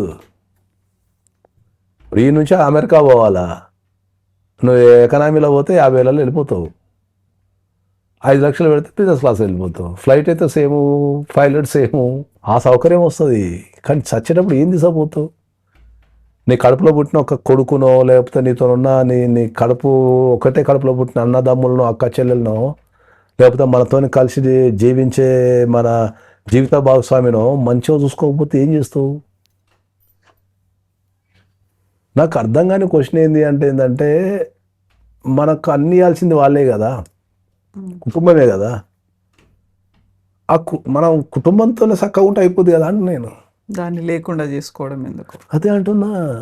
ఇప్పుడు కడుపులో పుట్టిన అక్క చెల్లెళ్ళు అన్నదమ్ములు ఉంటే ఏం పంచాయతీ ఉంటుంది? ఆస్తుల పంచాయతీ, గొడవలు, చంపుకోవడాలు, పొడుచుకోవడాలు, ఒరేవాడు ఇది. పోనీ అవి చేసి నువ్వేమైనా సుఖంగా ఉంటావా అంటే అది కూడా సుఖంగా ఉండవు. మళ్ళీ పోలీసు వాళ్ళు తెల్లవాళ్ళు. లైఫ్ కాదు కదా కోరుకుంది మనం. మరి ఇది వ్యవస్థకి ఎవరు చెప్పాలా? ఏమో నా పిల్లలకైతే నేను చెప్తాను, నేను డబ్బు ఇంపార్టెంట్ కాదు. నేను చాలా ఖచ్చితంగా చెప్తాను. నేను డబ్బు ఉన్నా లేకపోయినా గుణం అనేది మోస్ట్ ఇంపార్టెంట్. నువ్వు ఇతరులతో పోల్చుకోకు. అందరు ఒక తిరుగు ఉండరు. అందరు సీఎం గారు. ఒకడు సీఎం అవుతాడు, మిగతా అందరూ పని చేయాలి డిఫాల్ట్. ప్రతి ఓడు సీఎం అవుతా అంటే వర్కౌట్ కాదు. నువ్వు ప్రశాంతంగా పడుకోవాలా, 3 పూటలు తిండి, ఉండటానికి ఒక ఇల్లు, ప్రశాంతమైన జీవితం. 100 కోట్లున్నోడున్నా కూడా వాడు ఫైనల్ కోరుకునేది మనకి ఇవే. నీకు 1000 కోట్లున్నా, 10,000 కోట్లున్నా, నీకు రూపాయి లేకపోయినా వీళ్ళందరికి కావాల్సిన 3. ఉండటానికి ఒక మంచి ఇల్లు, తినడానికి 3 పూటలు తిండి, నిద్ర వస్తే ప్రశాంత నిద్ర. అంతే. వీడు 1000 కోట్ల కోసం ఉరుకుతాడా? ఈ 3 కావాలి కదా. ఒక చిన్న పిట కథ ఉంటుంది, అది చెప్పి క్లోజ్ చేస్తాను నేను. కథ ఉంటుంది అసలు జీవితంలో. ఒక ఊర్లో ఒక రైతు ఉంటాడు పాపం. వానికి 1 ఎకరం పొలం ఉంటుంది, ఒక అందమైన కుటుంబం ఉంటుంది. దానికి 2 పిల్లలు, ఒక భార్య. ఓకే, వాని పని ఏముండదు పాపం. మంచిగా పొద్దాలు లేస్తాడు. ఆయనకు 2 బర్రెలో ఎడ్లో ఉంటాయి. మంచిగా పొద్దాలు లేచి మంచిగా పాలు పిండుకుంటాడు. మంచిగా పాలు పిండుకొని మంచిగా కాఫీ గీఫీ తాగి మంచిగా పొలానికి పోతాడు. అన్న ఎకరంలో మంచిగా మధ్యాహ్నం వరకు పని చేసుకుంటాడు. మళ్ళీ ఇంటికి వచ్చి లంచ్ చేస్తాడు. 2 గంటలు పండుకుంటాడు. మళ్ళీ సాయంత్రం మళ్ళీ పొలానికి పోతాడు. మళ్ళీ 1 గంట 2 గంటల పని చేసుకొని ఇంటికి వచ్చి ఆ గొడ్లు ఎడ్లో చూసుకొని సాయంత్రం కానీ భార్య పిల్లలతో మంచిగా ప్రశాంతంగా మాట్లాడుకొని ఆడుకొని మళ్ళీ ప్రశాంతంగా నిద్రపోతుంటాడు. దీనికి ఏ పని ఉండదు ప్రపంచంలో. అనుకున్న పనులు ఏముంటుందంటే మంచిగా పొలాన్ని మంచిగా చూసుకుంటాడు. అనుకున్న దగ్గరగా పొలం ఉంటుంది. భార్య పిల్లల్ని మంచిగా చూసుకొని ప్రశాంతంగా వాళ్ళతో మంచిగా బాగా గడిపి ఉన్న ఎడ్లు గొడ్లు చూసుకొని పడుకుంటుంటాడు. ఎవడు ఒక టాప్ మోస్ట్ ఒక అమెరికా వాడు అనుకోకుండా ఆ ఊరికి పోతాడు. 1000 కోట్లు ఉన్నాడు. ఈ సమాజం ఏంది, తొక్కేంది, తుషారం ఏంది, అంతా నిద్రపోతున్నాడని చెప్పేసి ఊరికి పోతున్నాడు. ఆ ఊరికి పోతాడు. ఆ ఊరికి పోయినప్పుడు ఈ రైతులు ఎవడైతే ఉన్నాడో ఈ రైతులు చూస్తుంటాడు రోజు. పాపం వీడు ప్రపంచంతో సంబంధం లేకుండా వీని పైన వీడు చేసుకుంటాడు. వాని ఎడ్లు గొడ్లు వాని కుటుంబం మంచిగా తిని 3 పూట్ల వాడుకుంటుంటాడు. అది తన జీవితం. తన జీవితం. వీడు 1 నెల రోజు చూస్తాడండి. ఇక వీనికి తిక్కలేస్తాడు. రోజు తిక్కలేసి వాడిని పిలిచి క్లాస్ వీక్తాడు. ఆయనకి ఒకసారి పోతున్నాడని పట్టుకుంటాడు రైతు. అది అరే నువ్వు 5 నిమిషాలు కూర్చొని సంగతి చెప్తాను కూర్చోబెడతాడు. కూర్చోబెట్టి నువ్వు మనిషి పుట్టగా కొట్టినావు, నీకు సిగ్గు లేదు, ఓన్లీ 1 ఎకరం పొలం పెట్టుకున్నావు, తింటాను పంటాను, మళ్ళీ పిల్లలతో ఆడుకుంటున్నావు అని చెప్పి తిడతాడు. ఇది కాదు లైఫ్ అని తిడతాడు. వీడు ఏందన్నట్టు అమాయకంగా ఏం చేయాలి స్వామి అంటాడు. ఇమ్మీడియట్లీ 10 ఎకరాలు కౌలుకు తీసుకో, ఒక ట్రాక్టర్ కొను, దున్ను, విపరీతంగా సంపాదించు పంటల మీద. అది తీసుకెళ్ళి వరంగల్ అమ్మేసి, ఆడ నుంచి ఇంకో దగ్గర అమ్మేసి తర్వాత బంగ్లాలు కొను, కార్లు కొను, ఇవన్నీ కొను అని చెప్తుంటాడు అడిగా. మొత్తం ఆ 10 ఎకరాలని 100 ఎకరాలు చేయి, నీ దగ్గర నా 10 రూపాయలని 100 రూపాయలు చేయి, 100 రూపాయలని 1000 రూపాయలు చేయి, ఇవన్నీ చేయి అంటాడు. మోటివేట్ చేయడం. మొత్తం మోటివేట్ చేసి అది చేసి ఇది చేసి తర్వాత ఒక 1000 కోట్లు సంపాదించు, సామ్రాజ్యాన్ని క్రియేట్ చేయ అంటాడు. సరే స్వామి మరి అన్నీ చేసిన తర్వాత ఏం చేయాలి స్వామి అంటాడు. అప్పుడు రెస్ట్ తీసుకో అంటాడు. అదే మరి ఇప్పుడు అరే అవులే, అవన్నీ చేసిన తర్వాత అదేదో ఇప్పుడే చేస్తున్నావు కదరా ఎడ్డి పాడుకో, ఈ 1000 కోట్లు సంపాదించి రెస్ట్ తీసుకునే బదులు పనేదో నేను ఇప్పుడే చేస్తున్నావు కదరా, మంచిగా పోయిన ఎకరం పొలం చూసుకొని, నా 2 గొడ్లను చూసుకొని, నా భార్య పిల్లలతో ప్రశాంతంగా ఆడుకుంటుంటే నువ్వు మధ్యలో వచ్చి ఇవన్నీ నేర్పి నా ముసలితనం అయిపోయిన తర్వాత అప్పుడు నేను తీసుకుంటే తీసుకోబోతుంది ఎడ్ల కొడుకు అన్నాను. ఇది ఇది కరెక్ట్ కథ, మంచి కథ ఇది. చాలా బాగుంది, చాలా బాగుంది. అన్నిటి కోసం ఉరుకుతావు, దేనికోసం ఉరుకుతున్నావు నువ్వు? 3 పూటలు తిండి, ఉండటానికి ఇల్లు, ముచ్చ పెడతానికి మనసు, వీటి కోసం ఉరుకుతున్నావు నువ్వు. అవును, ఆ తపన తాపత్రయం ఇవన్నీ కూడా దేనికోసం అసలు? అదేదో ఇప్పుడు ఉన్న లైఫ్లో చూసుకుంటే అయిపోద్ది కదా, ఉరుకుడేందుకు అట. నేను కూడా ఈ వ్యవస్థకు చెప్పిన వాళ్ళు లేరు, దట్ ఇస్ ద ప్రాబ్లం. నేర్చుకోవాలా. ఒక్క మనిషి ఇంకో మనిషితో మాట్లాడితేనే అందం, ఆనందం. నీ జీవితంలో ఎంతమంది వ్యక్తులు ఉంటే అంత ఆనందం, అంత ధైర్యం, అంత బలం. Life is beautiful. That's it. Thank you. సింపుల్గా చెప్తున్నాను అందరికీ. ఏంది, నువ్వు ఎంతమందిని సంపాదించుకున్నాను దాని మీద, నువ్వు పేదోనివా, ధనుకునివా, లేదు నీకు డబ్బులు ఉన్నాయా, డబ్బులేవో కాదు. నీ జీవితంలో నువ్వు ఎంతమంది సంపాదించుకుంటావు. ఒక టీ కొట్టోడే ఉన్నానుకో, ప్రతి ఒక్కరితో మంచిగా మాట్లాడి, నిజాయితీగా ఉండి, కల్తీ లేకుండా వాళ్ళకి మంచి టీ ప్రేమతో అందించి, నీ దగ్గరకు వచ్చిన వాళ్ళందరితో మంచిగా మాట్లాడి, వాళ్ళని చూడగా నీకు ఒక పాజిటివ్, నిన్ను చూడగా వాళ్ళకో పాజిటివ్ వచ్చి, నీకు ఒక 1000 మందో 2000 మందో 3000 కస్టమర్ తయారైందంటే, నువ్వు ఎంతమంది కస్టమర్లను నువ్వు ఆకర్షిస్తే, నిజాయితీతో ఆకర్షిస్తే నీ జీవితం అంత ప్రశాంతంగా ఉంటుంది. నీ దగ్గర టీ తాగడానికి వచ్చినాడు కూడా, అబ్బా మన దగ్గర పోతే నిజాయితీ ఉంటుంది టీ అని వాడు వస్తాడు. నువ్వు కూడా అరే అమ్మ వీళ్ళకి నిజాయితీ సర్వీస్ అని అనుకుంటావు. అది ఎవడైనా కావచ్చు, అది అడ్వకేట్ కావచ్చు, టీ పట్టేటోడు కావచ్చు, ఎవడైనా కావచ్చు. ఎంతమందితో మన నిజాయితీగా ఉండి అంతమంది వ్యక్తులు మన జీవితంలో ఉంటే, ఇక దానికి మించిన అదృష్టము, దానికి మించిన సంపద, దానికి మించిన ఆనందం ఏం ఉండదు. మనం ఇప్పుడు జనరేషన్లో చేసేటన్ని ఫేక్ ఫ్రెండ్షిప్లు, ఫేక్ ప్రామిసెస్, రిలేషన్షిప్స్ అనేటివి ఫేక్ రిలేషన్షిప్స్ అయితే అరినది. నీ రిలేషన్షిప్ అది ఒక ఫేక్ వరల్డ్లో ఉంటుంది, ఒక ఫేక్ వరల్డ్లో తిరుగుతున్నాం మనం. అది మన అన్నదమ్ములు కావచ్చు, అక్క చెల్లెలు కావచ్చు, తండ్రి కొడుకుల రిలేషన్షిప్ కావచ్చు, లేకపోతే భార్యాభర్తలు కావచ్చు, లవర్స్ కావచ్చు, ఏమైనా మనం ఫేక్ అనేది ఒక ఫేక్ ముఖం వేసుకొని తిరుగుతున్నాం మనం. ఒక మాయా ఎవరితోని మనస్ఫూర్తిగా మాట్లాడే ధైర్యం కానీ, దమ్ము కానీ, లేకపోతే ఒక వ్యక్తికి సాయం చేయడం గుణం కానీ ఎవరికి లేవు ఈ దేశంలో. అవి పెంపొందించుకున్నంత కాలం కుటుంబ వ్యవస్థల క్రైమ్ పెరుగుతూనే ఉంటుంది, ఒక్కొక్కరు చంపుకుంటాడు. కర్మ కాకపోతే తండ్రిని చంపడం ఏంది, తండ్రి కొడుకుని చంపడం ఏంది, భుజాల మీద ఎత్తుకొని ఆడిపించాల్సిన తండ్రి, వాడిని గెలిపించాల్సిన తండ్రి వాడిని చంపడం ఏంది. Thank you so much. Right, I